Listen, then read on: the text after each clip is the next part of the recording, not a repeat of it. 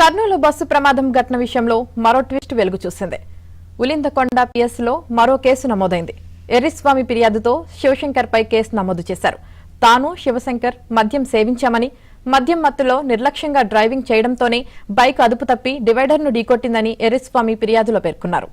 ఇక దీనికి సంబంధించి పూర్తి సమాచారం మా ప్రతినిధి సుంకన్న అందిస్తారు. యామిని ఉలిందకొండ పోలీస్ స్టేషన్లో మరో కేసు నమోదైంది. బస్సు ప్రమాదంలో పోలీసులు లోతైన దర్యాప్తులో కీలక విషయాలు వెలుగులోకి వచ్చాయి.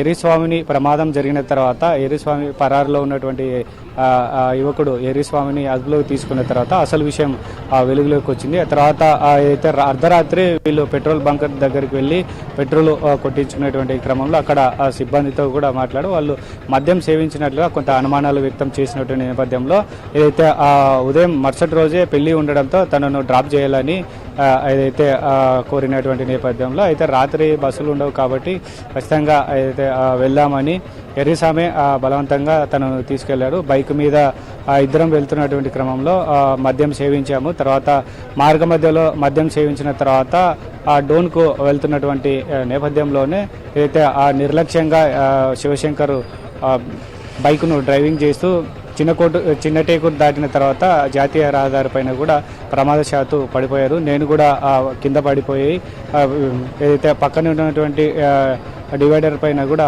అయితే కొంచెం గడ్డి ఉండడంతో ఆ గ్రాస్లో నేను ఉండి ప్రాణాలతో బయటపడ్డాను. ఏదైతే